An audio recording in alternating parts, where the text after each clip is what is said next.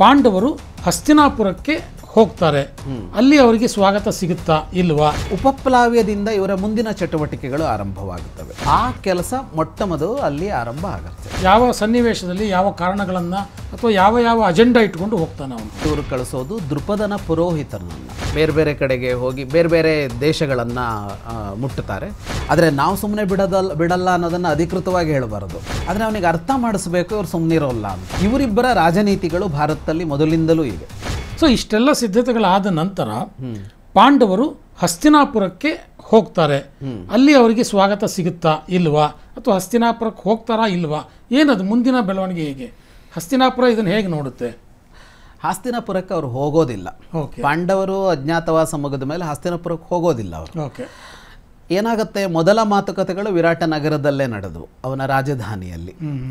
ಅದಾದ ಮೇಲೆ ಅವರು ಉಪಪ್ಲವ್ಯಕ್ಕೆ ಹೋಗಿ ನೆಲೆಸ್ತಾರೆ. ಉಪಪ್ಲವ್ಯ ಅಥವಾ ಉಪಪ್ಲಾವ್ಯ ಎರಡೂ ಬಳಕೆಯಲ್ಲಿದೆ. ಉಪಪ್ಲವ್ಯ ಅನ್ನೋದು ವಿರಾಟ ನಗರಕ್ಕೆ ಸೇರಿದ ಒಂದು ನಗರ, ಅಂದರೆ ರಾಜಧಾನಿ ಅಲ್ಲ, ಅಲ್ಲಿಯೇ ಇನ್ನೊಂದು ನಗರ. ಆ ನಗರಕ್ಕೆ ಹೋಗಿ ನಿಂತುಕೊಳ್ತಾರೆ. ಯಾಕೆ ಅಂತ ಅಂದರೆ ಅದನ್ನೇನು ಮಹಾಭಾರತ ಹೇಳೋದಿಲ್ಲ, ಅದು ನಮ್ಗೆ ಅರ್ಥ ಆಗುತ್ತೆ. ಏನು ಅಂದರೆ ವಿರಾಟ ನಗರದ ರಾಜಧಾನಿಯನ್ನೇ ಅವರವರ ಆಫೀಸ್ ಮಾಡ್ಕೊಳ್ಳಲ್ಲ ಅಂತ. ಯಾಕೆಂದರೆ ಇಲ್ಲೀಗ ವಿರಾಟ ನಗರದಲ್ಲಿ ಆ ದೇಶದ ವ್ಯವಸ್ಥೆಗಳೇನೋ ನಡೀತಾ ಇರುತ್ತೆ. ಇವರದ್ದು ಈಗ ಒಂದು ಪ್ರತ್ಯೇಕವಾದ ಒಂದು ದೊಡ್ಡ ವ್ಯವಸ್ಥೆ ಆರಂಭ ಆಗಬೇಕೀಗ. ಯುದ್ಧ ಅಂದರೆ ಸಣ್ಣದಾಗೋದಿಲ್ಲ. ಇಷ್ಟಕ್ಕೆ ಇವರಿಗೆ ಒಂದು ಎಲ್ಲ ಪ್ರತ್ಯೇಕವಾದ ವ್ಯವಸ್ಥೆ ಬೇಕಲ್ಲ, ಅದನ್ನು ವಿರಾಟ ಉಪಪ್ಲವ್ಯದಲ್ಲಿ ಇವರಿಗೆ ಆಯೋಜಿಸಿ ಕೊಡ್ತಾನೆ.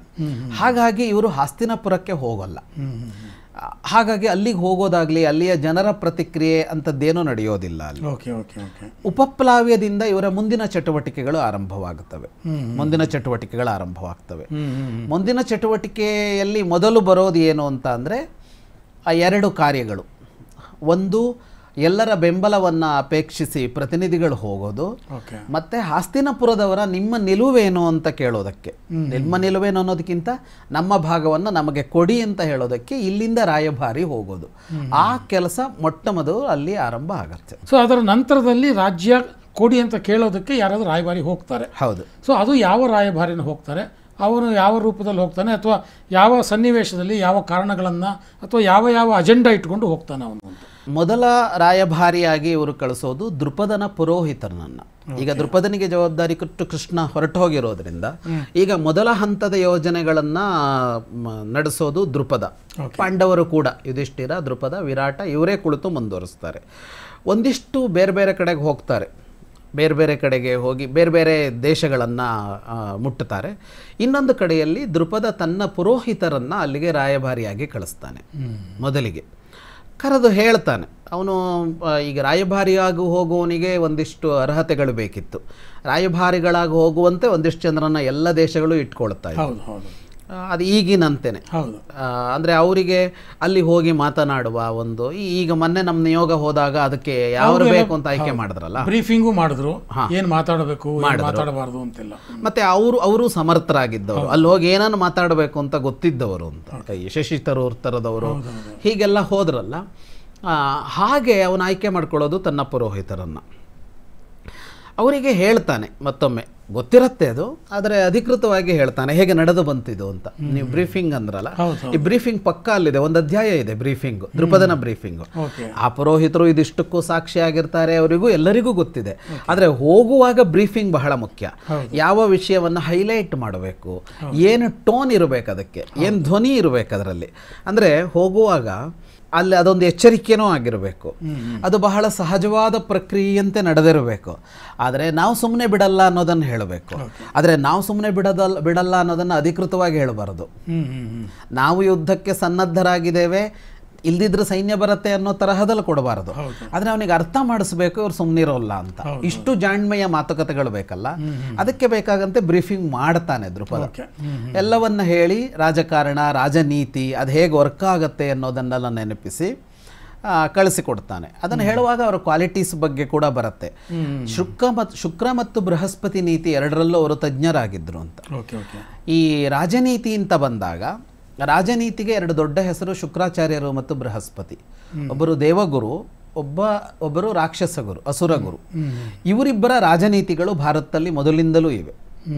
ರಾಜನೀತಿ, ಅರ್ಥಶಾಸ್ತ್ರ ಅನ್ನೋ ತರಹದಲ್ಲಿ ಹಿಂದೆ ಕರಿತಿದ್ರು. ರಾಜನೀತಿ ಅದು ಅಂದರೆ ರಾಜ್ಯ ನಡೆಸೋದು ಹೇಗೆ ಅನ್ನೋದರಿಂದ ಆರಂಭ ಮಾಡಿ ಇಂತಹ ಎಲ್ಲ ಅಂಶಗಳನ್ನು, ಯುದ್ಧ ಯಾವಾಗ, ಯುದ್ಧ ಹೇಗೆ, ಸಂಧಾನ ಹೇಗೆ, ಎಲ್ಲ ಅಂಶಗಳನ್ನು ಒಬ್ಬ ರಾಜನ ಒಟ್ಟು ಬದುಕು ಅಂತ ಏನಿದೆ ಇದಿಷ್ಟನ್ನು ಹೇಳುವಂತಹ ನೀತಿಗಳು.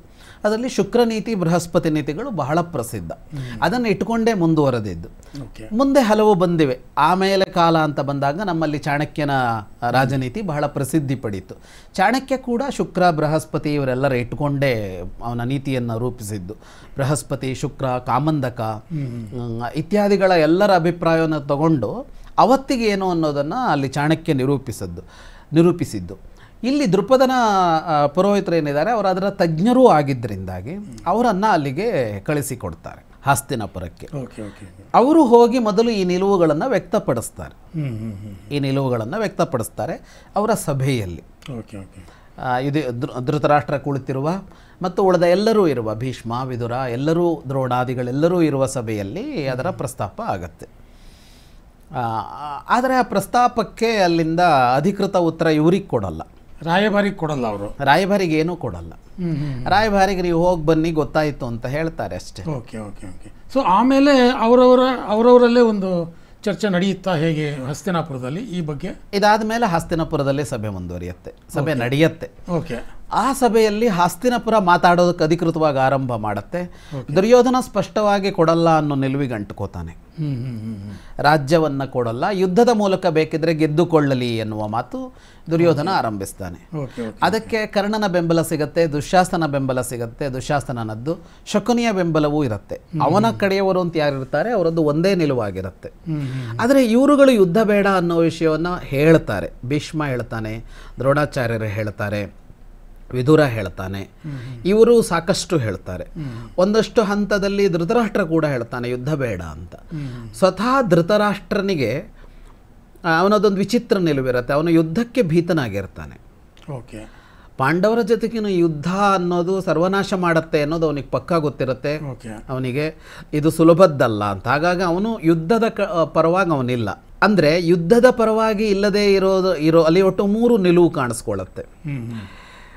ಒಂದು ಯುದ್ಧ ಪರವಾದ ನಿಲುವು ದುರ್ಯೋಧನಾದಿಗಳಿದ್ದು.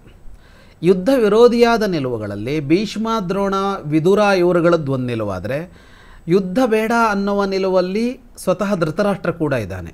ಆದರೆ ಅವರುಗಳ ನಿಲುವಿಗೂ ಧೃತರಾಷ್ಟ್ರನ ನಿಲುವಿಗೂ ಒಂದು ವ್ಯತ್ಯಾಸ ಇದೆ. ಅವ್ರೇನು ಹೇಳ್ತಾರೆ, ಅವರ ಪಾಲಿನದ್ದನ್ನು ಅವರಿಗೆ ಕೊಟ್ಟು ಬಿಡಿ, ಯುದ್ಧ ಬೇಡ ಅಂತ ಅವ್ರು ಹೇಳ್ತಾ ಇದ್ದಾರೆ. ಯಾವುದನ್ನು ಕೊಡೋ ವಿಷಯ ಇಲ್ಲ, ಆದರೆ ಯುದ್ಧ ಬೇಡ ಅಂತ ಧೃತರಾಷ್ಟ್ರ ಹೇಳ್ತಾನೆ. ಧೃತರಾಷ್ಟ್ರ ಪ್ರೇಮ ಮತ್ತೆ ಇಲ್ಲಿ ಮಗನಿಗೆ ಇರಲಿ ಅಂತ. ಮಗನಿಗೆ ಇರಲಿ, ಕೊಡೋ ಪರಿಸ್ಥಿತಿ ಇಲ್ಲ, ಯುದ್ಧ ಎಲ್ಲ ಮಾಡೋದು ಬೇಡ ಅನ್ನೋ ನಿಲುವಲ್ಲಿ ಅವನು ಕೂತಿರ್ತಾನೆ ಧೃತರಾಷ್ಟ್ರ. ಆದರೆ ಇದು ರಾಯಭಾರಿಯಿಂದ ವಾಪಸ್ ಬಂದಾಗ ಪಾಂಡವರ ಪ್ರತಿಕ್ರಿಯೆ ಏನಾಗುತ್ತೆ? ಸೊ ಇಲ್ಲಿ ಹಸ್ತಿನಾಪುರದಲ್ಲಿ ಈ ರೀತಿಯ ಒಂದು ನಿರ್ಧಾರ ಆಗಿದೆ ಅಂತ ಗೊತ್ತಾದಾಗ ಪಾಂಡವರ ಕಡೆಗೆ ದೃಪದ ಪುರೋಹಿತರು ಬಂದು ಹೀಗಾಯಿತು ಅಂತ ವಿಷಯ ಹೇಳ್ತಾರೆ. ಆ ಕಡೆಯಿಂದ ಸೂಚನೆ ಬರುತ್ತೆ ಅಂತ ಅಷ್ಟು ಮಾತು ಬಂದಿರುತ್ತೆ. ನಾವೇನು ಹೇಳಬೇಕು ಅದನ್ನು ಹೇಳಿ ಕಳಿಸುತ್ತೇವೆ ಅಂತ ಅಷ್ಟು ಉತ್ತರ ಸಿಕ್ಕಿರತ್ತಲ್ಲಿ. ಇವರು ಕಾಯಬೇಕು. ಆದರೆ ಈ ಕಾಯುವ ನಡುವೆ ಇನ್ನಷ್ಟು ಕೆಲಸ ಆಗುತ್ತೆ. ಈಗ ಮೊದಲು ಇವರು ಒಂದು ಸಭೆ ನಡೆದು ಕೃಷ್ಣ, ಬಲರಾಮ ಇವರೆಲ್ಲ ಇದಕ್ಕೆ ಹೋಗ್ತಾರಲ್ಲ, ಹಿಂದಿರುಗುತ್ತಾರಲ್ಲ ದ್ವಾರಕೆಗೆ. ಇದಿಷ್ಟನ್ನು ಆ ಕೂಡಲೇ ಗೂಢಚರರ ಮೂಲಕ, ಗುಪ್ತಚರರ ಮೂಲಕ ದುರ್ಯೋಧನ ತಿಳ್ಕೊತಾನೆ. ಎಲ್ಲ ಕಡೆಗೂ ಗುಪ್ತಚರರ ಕೆಲಸ ಮಾಡ್ತಾ ಇರ್ತಾರೆ. ಇವತ್ತು ನಾವು ಹೇಳ್ತೀವಲ್ಲ, ರಾದಂಥ ಸಂಸ್ಥೆಗಳು ಅಥವಾ ಇಸ್ರೇಲಿನ ಇಸ್ರೇಲಿನ ಸಂಸ್ಥೆಗಳು, ಶಿನ್ಬಿಟ್ಟು, ಇನ್ನೊಂದು, ಇವುಗಳು ಅವತ್ತು ಇಷ್ಟೇ ಸ್ಟ್ರಾಂಗ್ ಆಗಿದ್ದು. ಮೊಸಾದು, ಶಿನ್ಬಿಟ್ಗಿಂತ ಮೊಸಾದು ಇದಕ್ಕಿಂತ ಸ್ಟ್ರಾಂಗ್ ಅವತ್ತಿತ್ತು ಅಂತ ಗೊತ್ತಾಗತ್ತೆ. ಪಕ್ಕಾ ಇರ್ತಾ ಇದ್ರು ಅಂದರೆ ಇದಕ್ಕಿಂತ ಚೆನ್ನಾಗಿತ್ತು ಅಂತ ಯಾಕೆ ಹೇಳ್ತೀನಿ ಅಂದರೆ, ಯುದ್ಧ ನಡೀತಲ್ಲ, ಆ ನಡೀತಾ ಇರುವಾಗ ಅವ್ರೇನು ತಂತ್ರ ಮಾಡ್ತಾರೆ ಅನ್ನೋದನ್ನು ಇವತ್ತು ತಿಳ್ಕೊಳ್ಳೋದು ಅಷ್ಟು ಸುಲಭ ಆಗಿಲ್ಲ ನಮಗೆ.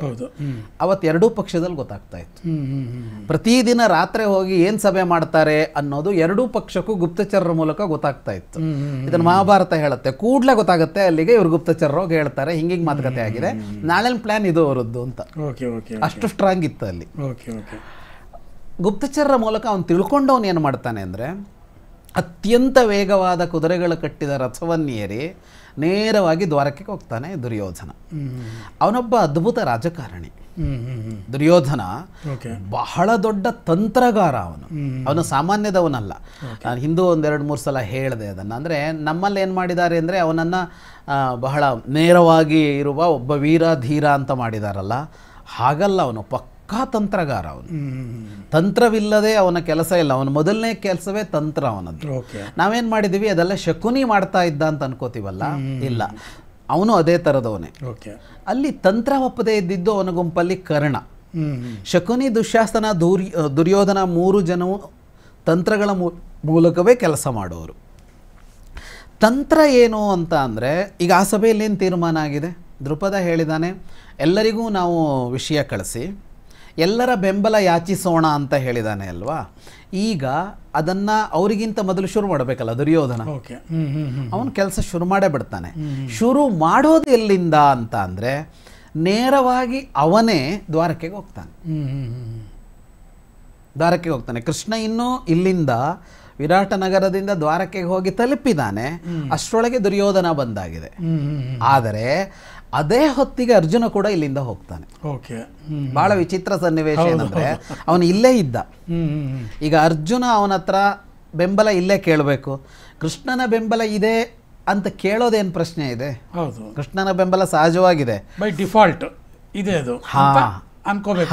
ಆದ್ರೆ ಬೈ ಡಿಫಾಲ್ಟ್ ಆಗಿರೋಲ್ಲ ರಾಜಕಾರಣದಲ್ಲಿ. ರಾಜಕಾರಣ ಹೆಂಗಿರುತ್ತೆ ಅಂತ ಅಂದ್ರೆ, ಅದು ಬಾಯ್ಬಿಟ್ಟು ಕೇಳಬೇಕಾಗತ್ತೆ. ಅದಕ್ಕೇನೋ ಒಂದು ಮಾಡಬೇಕಾಗತ್ತೆ. ರಾಜಕಾರಣದಲ್ಲಿ ಅಂತಲ್ಲ, ಬೇರೆ ಕಡೆಗೂ ಹಾಗೆ. ಇದು ಏನಾಗತ್ತೆ ಅಂದ್ರೆ, ಇವರೆಲ್ಲ ನನ್ನ ಜೊತೆಗಿದ್ದಾರೆ ಅಂತ ಎಷ್ಟೋ ಸಲ ಅಂದ್ಕೊಂಡ್ಬಿಟ್ಟಿರ್ತೀವಿ. ಅವರು ಒಂದು ಮಾತು ಕೇಳಲಿಲ್ವಲ್ಲ, ಟೇಕನ್ ಫಾರ್ ಗ್ರಾಂಟೆಡ್ ಅಂತ ತಗೊಂಡ್ಬಿಟ್ನಲ್ಲ, ಅವ್ನು ಕೇಳಲಿಲ್ಲ ಅಂದ್ಮೇಲೆ ನಾನು ಯಾಕೆ ಅಂತ ನಮ್ಮ ಜೊತೆಗಿರಬೇಕಾದವರೇ ಸುಮ್ಮನೆ ಕೂತ್ಕೋತಾರೆ. ಎಷ್ಟೋ ಸಲ ಕುಮಾರಸ್ವಾಮಿ ಅವರು ಹೇಳ್ತಿದ್ದಾರೆ, JDS BJP ಅವ್ರು ನಮ್ಗೆ ಹೇಳಲೇ ಇಲ್ಲ, ಹೇಳ್ದಲ್ಲೇ ಮಾಡ್ಬಿಟ್ರು ಈ ಹೋರಾಟನ. ಹೌದು, ಜೊತೆಲಿದ್ದಾರೆ ಅಂತ ಎಲ್ಲರೂ ಅನ್ಕೊಂಡಿದ್ದಾರೆ. ಆದ್ರೂ ಅದೊಂದು ಮಾತು ಬರುತ್ತೆ, ಅಧಿಕೃತವಾಗಿ ಹೇಳಬೇಕು. ಅಧಿಕೃತ ಪ್ರೆಸ್ ಮೀಟ್ ಮಾಡಿದಾಗ ಅವರು ಇರಬೇಕು, ಇವರು ಇರಬೇಕು, ಇವರು ಸೇರಿದ ಒಂದು ಮೀಟಿಂಗ್ ಆಗಬೇಕು.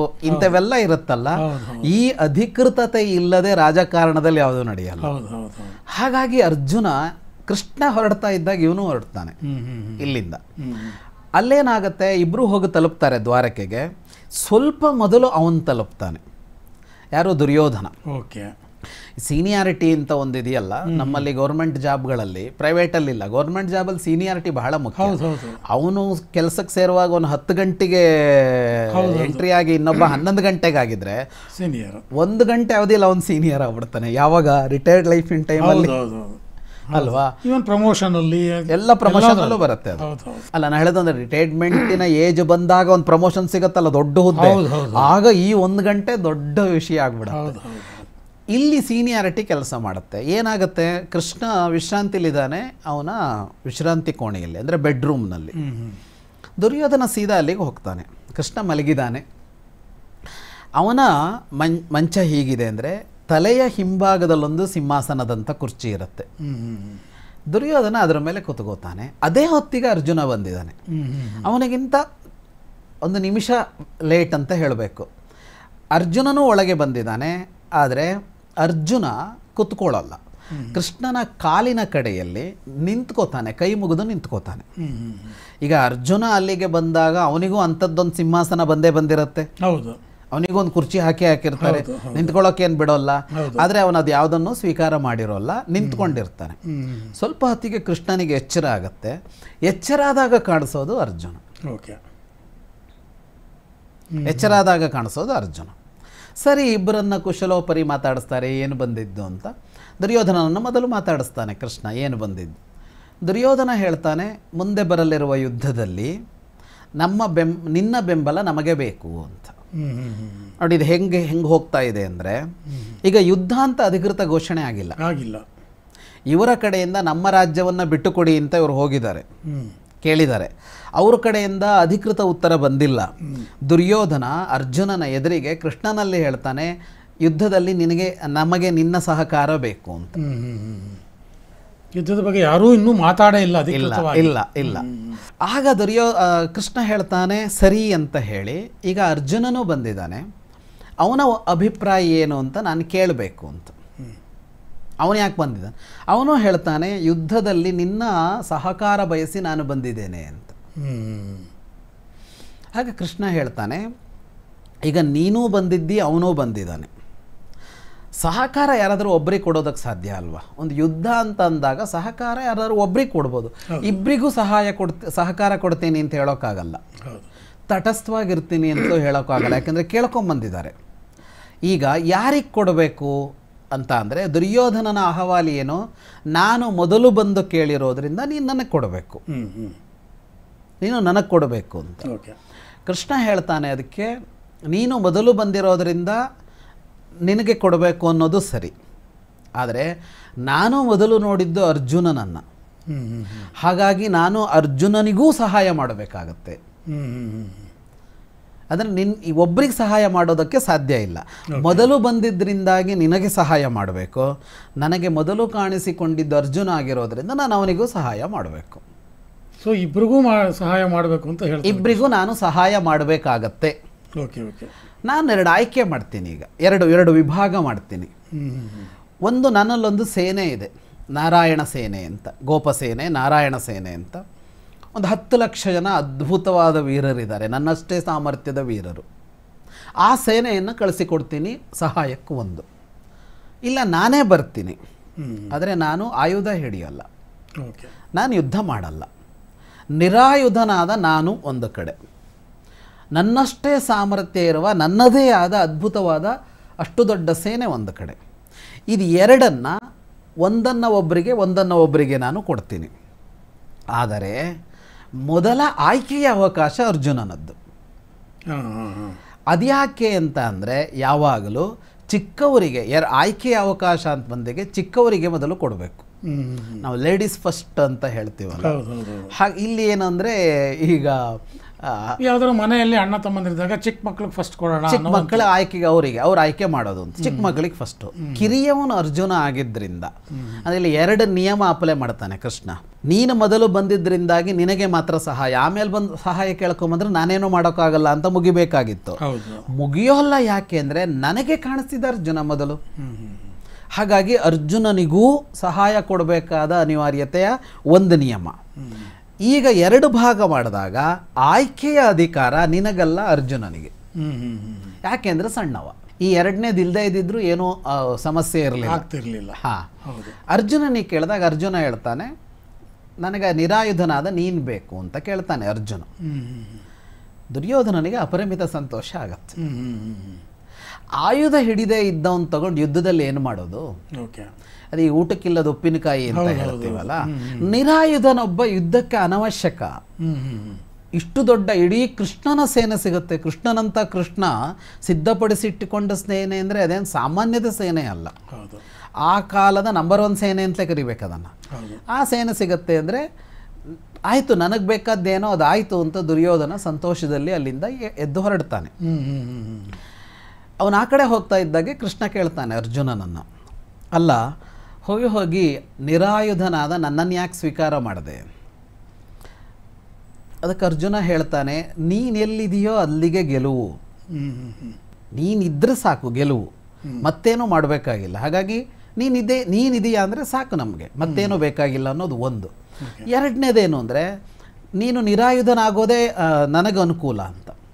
ಏನು ಅಂತ ಕೇಳಿದರೆ ಅವನು ಅರ್ಜುನ ಚೆನ್ನಾಗಿ ಹೇಳ್ತಾನೆ, ನೀನು ಸಾಕಷ್ಟು ಯುದ್ಧಗಳನ್ನು ಮಾಡಿ ಎಂತೆಂಥವರನ್ನೆಲ್ಲ ಸಂಹಾರ ಮಾಡಿ ನೀನೊಂದು ಕೀರ್ತಿ ಸಂಪಾದನೆ ಮಾಡಿ ಆಗಿದೆ. ಅಂದರೆ ನೀನೊಂದು ಗೋಲ್ನೆಲ್ಲ ತಲುಪಿ ಆಗಿದೆ, ಅಚೀವ್ ಮಾಡಿದೀಯಾ, ನೀನು ಅಚೀವ್ ಮಾಡಿ ಮುಗಿಸಿದೀಯಾ. ನಿನಗೆ ಹೊಸ ಅಚೀವ್ಮೆಂಟ್ ಬೇಡ, ನನಗೆ ಬೇಕಿದೆ. ನಾನು ಅಂಥದ್ದೊಂದು ಯುದ್ಧ ಗೆದ್ದಿಲ್ಲ ಇನ್ನು, ಚಿಕ್ಕ ಪುಟ್ಟದ ಅಂತಲೇ ಲೆಕ್ಕ ಒಂದು ಯುದ್ಧ ಗೆದ್ದಿಲ್ಲ. ನನಗೆ ಬಿಡು ಈ ಅವಕಾಶವನ್ನ, ಈ ಯುದ್ಧವನ್ನ ನಾನು ಗೆಲ್ತೀನಿ ಅಂತ. ಇದು ಎಲ್ರಿಗೂ ಅವ್ರವ್ರ ಮನಸ್ಸಲ್ಲಿ ಇದ್ದಿತ್ತು ಅದೇ ಆಗುತ್ತೆ ಹಾಗಾದ್ರೆ ಈ ಸಂದರ್ಭದಲ್ಲಿ. ಹೌದು, ಇಲ್ಲಿ ಎಷ್ಟು ಚೆನ್ನಾಗಿದೆ ಅಂದರೆ ಬಹಳ ಪಾಠಗಳಿವೆ ಇದರಲ್ಲಿ. ಒಂದು, ಆ ಅರ್ಜುನನ ಇದು ಒಂದು ಅಚೀವ್ ಮಾಡಬೇಕು ಅನ್ನುವ ಅಂಶ ಇದೆಯಲ್ಲ ಮನುಷ್ಯನಿಗೆ, ಅದು ಬಹಳ ಮುಖ್ಯವಾದದ್ದು. ನಮ್ಮಲ್ಲಿ ತುಂಬ ಜನಕ್ಕೆ ಏನಾದರೂ ಸಾಧಿಸಬೇಕು ಅಂತಲೇ ಇರೋಲ್ಲ. ಸಾಮರ್ಥ್ಯ ಇದ್ದವರಿಗೆ ಸಾಮರ್ಥ್ಯ ಇರುತ್ತೆ, ಏನಾದರೂ ಮಾಡಿ ನಾನು ತೋರಿಸಬೇಕು, ನನ್ನದೊಂದು ಗುರುತು ಮಾಡಿಟ್ಟು ಹೋಗಬೇಕು ಅಂತಲೇ ಇರೋಲ್ಲ. ಹಂಗಂತ ಸಂತರು ಆಗಿರೋಲ್ಲ ಅವರು. ಅಂದರೆ ಏನೂ ಬೇಡ ಅನ್ನುವ ಸಂತತನದ ಬದುಕು ಅಲ್ಲ. ಆದರೆ ಅದು ಬೇಕು ಅಂತ ಅದು ಅರ್ಜುನನಲ್ಲಿ ಕಾಣಿಸುತ್ತೆ ನಮಗೆ. ಮತ್ತು ಆ ಕೃಷ್ಣಾರ್ಜುನರ ಸಂಬಂಧ ಎಷ್ಟು ಚೆನ್ನಾಗಿದೆ ಅಂದರೆ, ಇದು ನನಗೆ ಬಿಟ್ಟು ಕೊಡಯ್ಯ, ನೀನು ಯುದ್ಧ ಮಾಡಬೇಡ ಅಂತ ಅವನು ಕೇಳ್ತಾನೆ. ಆಯಿತು, ನಾನು ನಿನ್ನ ಜೊತೆಗಿರ್ತಾನೆ, ನೀನೇ ಗೆಲ್ಲು ಅಂತ ಅವನು ಹೇಳ್ತಾನೆ. ಆಗ ನಾನು ನಿನ್ನ ಸಾರಥಿ ಆಗ್ತೀನಿ ಅನ್ನೋ ಮಾತುಕತೆ ಅವರಿಬ್ಬರಲ್ಲಿ ಬರುತ್ತೆ. ಏನು ಮಾಡ್ತಾನೆ ಕೃಷ್ಣ ಹಾಗಿದ್ರೆ ಬಂದು ಅಂದರೆ, ನಿನ್ನ ಸಾರಥಿ ಆಗ್ತೀನಿ ನಾನು ಅಂತ ಹೇಳ್ತಾನೆ ಅರ್ಜುನನಿಗೆ. ಸಾರಥ್ಯ ಅನ್ನೋದು ಯಾವಾಗಲೂ ಅದು ಸೆಕೆಂಡ್ರಿನೇ. ಅದು ಹೌದು, ಆದರೆ ಸಾರಥ್ಯ ಚಿಕ್ಕದಲ್ಲ, ಆದರೆ ಇವನಿಗಿಂತ ಚಿಕ್ಕದಲ್ವಾ. ಯಾರ ರಥವೋ ಅವನಿಗಿಂತ ಅವನ ಆದೇಶ ಪಾಲನೆ ಮಾಡಬೇಕಾದ, ಅದನ್ನು ಕೃಷ್ಣ ಸ್ವೀಕಾರ ಮಾಡ್ತಾನೆ. ಅವರ ನಡುವಿನ ಗೆಳೆತನ, ಅಲ್ಲಿ ಮೇಲು ಕೀಳು ಇಲ್ಲದೆ ಇರೋದು ಅನ್ನೋದೆಲ್ಲ ಆ ಘಟನೆಯಲ್ಲಿ ಕಾಣಿಸುತ್ತೆ. ಇಷ್ಟಾಗಿ ದುರ್ಯೋಧನ ಅಲ್ಲಿಗೆ ನಿಲ್ಲಿಸೋದಿಲ್ಲ, ಅದು ಶುರುವಾಗಿದೆಯಲ್ಲ ಅದು. ಅವನು ಸೀದಾ ಬಲರಾಮನ ಹತ್ರ ಹೋಗ್ತಾನೆ. ಬಲರಾಮ ಹೇಳ್ತಾನೆ, ನಾನು ನಿನ್ನ ಪರವೇ, ನಾನು ಮೊನ್ನೆನ ಸಭೆಯಲ್ಲೂ ನಿನ್ನ ಪರವಾಗೇ ಮಾತಾಡಿದ್ದೆ, ಉಳಿದವರೆಲ್ಲ ಒಪ್ಪಲಿಲ್ಲ. ಆದರೆ ನನ್ನದೊಂದೇನು ಅಂದರೆ, ನನ್ನ ನಿಲುವು ಏನೇ ಇರ್ಬೋದು, ನನ್ನ ಅಭಿಪ್ರಾಯ ಏನೇ ಇರ್ಬೋದು, ಆದರೆ ಕೃಷ್ಣ ಯಾವ ಸ್ಟ್ಯಾಂಡ್ ತಗೋತಾನೋ ನಾನು ಅದೇ ಸ್ಟ್ಯಾಂಡಲ್ಲಿರೋದು ಬಿಟ್ಟು ಅದನ್ನು ಮೀರಿ ನಾನೇನೂ ಮಾಡಲ್ಲ. ಕೃಷ್ಣನ ನಿಲುವಿಗೂ ನನಗೂ ವ್ಯತ್ಯಾಸ ಇದೆ, ಭಿನ್ನಾಭಿಪ್ರಾಯ ಇದೆ. ಆದರೆ ಕೃಷ್ಣ ತೆಗೆದುಕೊಂಡ ನಿಲುವನ್ನೇ ನಾನು ತೆಗೆದುಕೊಳ್ಳೋದು. ಈ ನಿಲುವು ಮತ್ತು ನಿರ್ಧಾರ ಅದೇನೆ. ನಿಲುವು ಒಪ್ತೀನಿ ಅಲ್ಲ, ನಿಲುವು ಒಪ್ಪದೇ ಇರ್ಬೋದು, ನಿರ್ಧಾರನೂ ಒಪ್ತೀನಿ ಅಂತ. ಕರೆಕ್ಟ್ ಅಲ್ವಾ? ಕೃಷ್ಣ ಯಾವ ನಿರ್ಧಾರ ತಗೊಂಡಿದ್ದಾನೆ ಅಂದರೆ, ನಾನು ಯುದ್ಧ ಮಾಡೋದಿಲ್ಲ ಇದರಲ್ಲಿ ಅಂತ ಹೇಳಿದಾನವನು. ನಾನು ಯುದ್ಧಕ್ಕೆ ಬರೋದಿಲ್ಲ. ಕೃಷ್ಣನಿಗೆ ನನಗೆ ಇಬ್ಬರಿಗೂ ಏನು ಅಂದರೆ, ನೀವಿಬ್ಬರು ಹತ್ತಿರದ ಬಂಧುಗಳೇ, ಇಬ್ಬರು ಬಂಧುಗಳೇ. ಅವನು ಯುದ್ಧ ಮಾಡೋದಿಲ್ಲ ಅಂತಂದಿರೋದ್ರಿಂದ ನಾನು ನಿನ್ನ ಜೊತೆ ಯುದ್ಧಕ್ಕೆ ಬರೋದಿಲ್ಲ, ಅವ್ರ ಪರವಾಗಿಯೂ ನಾನು ಯುದ್ಧಕ್ಕೆ ಇಲ್ಲ ಅಂತ ಬಲರಾಮ ಹೇಳ್ತಾನೆ. ಸರಿ, ದುರ್ಯೋಧನನಿಗೆ ಅರ್ಧ ಕೆಲಸ ಆಯ್ತಲ್ಲ. ಈಗ ಇವರು ಹತ್ತಿರದ ನೆಂಟರು ಅಂತ ಬಲರಾಮ ಆ ಕಡೆ ಹೋಗ್ಬಿಟ್ರೆ ಅದಂತೂ ಇಲ್ಲ ಅಂತ ನಿರ್ಣಯ ಆಯ್ತು. ಬ್ಲಾಕ್ ಮಾಡ್ದ. ಅಲ್ಲಿಂದ ಅವನು ಕೃತವರ್ಮನ ಬಳಿಗೆ ಹೋಗ್ತಾನೆ. ಯಾದವರು ಹೇಗೆ ಅಂದರೆ, ಯಾದವರದ್ದು ಒಂದು ಸೇನೆ ಒಂದು ವೀರ ಅಂತಲ್ಲ, ಯಾದವರಲ್ಲಿ ಹಲವು ಗುಂಪುಗಳು. ಆ ಹಲವು ಗುಂಪುಗಳಲ್ಲಿ ಒಬ್ಬ ಮಹಾವೀರ, ಅವರದ್ದೇ ಆದ ಒಂದು ಸೇನೆ ಎಲ್ಲ ಇದೆ. ಸಾತ್ಯಕಿಯದ್ದು ಅವನದ್ದೇ ಬೇರೆ, ಕೃತವರ್ಮನದ್ದು ಬೇರೆ, ಕೃಷ್ಣನ ಮಕ್ಕಳು ಸಾಂಬ ಪ್ರದ್ಯುಮ್ನ ಅವರದ್ದೆಲ್ಲ ಬೇರೆ, ಮೊಮ್ಮಗ ಅನಿರುದ್ಧನದ್ದು ಬೇರೆ. ಹೀಗೆ ಬೇಕಷ್ಟು, ಅಂದರೆ ಅವರೆಲ್ಲರೂ ವೀರರು, ಅವರದ್ದಾದ ಸೇನೆಗಳು ಅಂತ ಇವೆ. ಬಲರಾಮನದ್ದು ಅವನದ್ದೇ ಸೇನೆ ಅಂತ. ಇವನು ನೇರ ಕೃತವರ್ಮನ ಬಳಿಗೆ ಹೋಗ್ತಾನೆ. ಯಾದವರಲ್ಲಿ ಮತ್ತೊಬ್ಬ ವೀರಾಗ್ರಣಿ ಅವನು. ಅವನ ಹತ್ರ ಹೋಗಿ ಅವನ ಸಹಾಯ ಕೇಳ್ತಾನೆ ದುರ್ಯೋಧನ. ಅವನು ತನ್ನ ಒಂದು ಅಕ್ಷೌಹಿಣಿ ಸೈನ್ಯದೊಂದಿಗೆ ಬೆಂಬಲ ಘೋಷಿಸ್ತಾನೆ. ಅಂದರೆ ಈಗ ಕೃಷ್ಣನ ಸೇನೆ, ಕೃತವರ್ಮನ ಸೇನೆ ಎರಡನ್ನು ತಗೊಂಡು ಕೃಷ್ಣ ಬಲರಾಮ ಇಬ್ಬರು ಯುದ್ಧ ಬರೋದಿಲ್ಲ ಅನ್ನೋ ನಿರ್ಣಯ ಮಾಡಿಸಿ ದುರ್ಯೋಧನ ಹಿಂದಿರುಗುತ್ತಾನೆ. ಇಂಥ ತಂತ್ರಗಾರ ಅವನು. ಇದಿಷ್ಟು ಅಲ್ಲಿಗೆ ಬಂದು ತಲುಪಿರುತ್ತೆ. ಇಷ್ಟ ಆಗಿರುತ್ತೆ ಈಗ. ಅಂದರೆ ಈಗ ದೃಪದನ ಪುರೋಹಿತ ಹಿಂದಿರುಗಿ ಬಂದು ಹೇಳುವಾಗ ಅಲ್ಲಿ ಇಷ್ಟು ವಿಷಯಗಳಾಗಿರುತ್ತೆ. ಅಷ್ಟರೊಳಗೆ ಇದು ಪ್ಯಾರಲಲ್ಲಿ ಇಷ್ಟ ಆಗಿಬಿಟ್ಟಿರುತ್ತೆ. ಇವ್ರು ಈ ಕಡೆ ಹೋಗಿ ಬರೋದು ಅದಾಗ್ತಾ ಇದ್ದಾಗೆ ಅಲ್ಲಿಗೆ ಹೋಗಿ ಬಂದ ಮೇಲೆ ಪುರೋಹಿತ ಹೋಗೋದು. ಯಾಕಂದ್ರೆ ಕೃಷ್ಣ ಹೊರಡ್ತಾ ಇದ್ದಂಗೆ ದುರ್ಯೋಧನ ದ್ವಾರಕ್ಕೆ ಹೋಗಿರ್ತಾನೆ. ದುರ್ಯೋಧನ ದ್ವಾರಕ್ಕೆ ಹೋಗಿ ಹಸ್ತಿನಪುರಕ್ಕೆ ಹಿಂದಿರುಗಿದ ಮೇಲೆ ದೃಪದನ ಪುರೋಹಿತ ಹೋಗಿ ತಲುಪೋದು. ಹಾಗಾಗಿ ಅನಂತರದ್ದದು. ಇಷ್ಟಾಗಿ ಇವರ ಕಡೆಗೆ ಈಗ ಅವರ ಕಡೆಯಿಂದ ಏನು ಉತ್ತರ ಬರುತ್ತೆ ಅನ್ನುವ ನಿರೀಕ್ಷೆಯ ಕಾಲ. ಈ ಹೊತ್ತಿಗೆ ಉಪಪ್ಲವ್ಯದಲ್ಲಿ ಇವರು ಕೂತಿರ್ತಾರೆ ಮತ್ತು ಬೆಂಬಲಕ್ಕೆ ಬಂದವರೆಲ್ಲ ಬಂದು ಸೇರಿರ್ತಾರೆ. ಯಾರ್ಯಾರು ಬೆಂಬಲ ಕೊಡಬೇಕು ಅವರೆಲ್ಲ ಬಂದು ಸೇರಿರ್ತಾರೆ.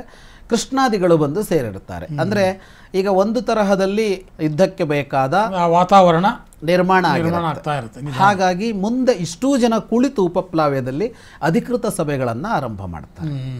ಕೃಷ್ಣ ಸಂಧಾನ ಅನ್ನುವಂಥ ಒಂದು ಸನ್ನಿವೇಶ ಬರುತ್ತೆ. ಅದು ಯಾವ ಸಂದರ್ಭದಲ್ಲಿ ಬರುತ್ತೆ, ಅದು ಹೇಗೆ? ಅದು ಈಗ ಅವರ ಕಡೆಯಿಂದ ಪ್ರತಿನಿಧಿ ಬರ್ತಾನೆ. ಅಧಿಕೃತ ಉತ್ತರವನ್ನು ಅವರು ಸಂಜಯನ ಮೂಲಕ ಕಳಿಸ್ತಾರೆ. ನಿಮಗೆ 1 ಇಂಚ್ ಜಾಗ ಕೊಡ್ತೀನಿ ಅನ್ನೋ ಮಾತಿಲ್ಲ. ಶಾಂತಿ ಎಷ್ಟು ದೊಡ್ಡದು. ಯುದ್ಧದಲ್ಲಿ ಅವನಿಗೆ ಲಾಭ ಇಲ್ಲ. ಅವನಿಗೇನಂದ್ರೆ ತನ್ನ ಪ್ರಸ್ತಾಪವನ್ನು ಪಾಂಡವರು ಒಪ್ಕೊಂಡ್ಬಿಟ್ರೆ ಮುಗೀತು. ಇದು ಯುದ್ಧದ ಕಡೆ ತಿರುಗಿಬಿಟ್ರೆ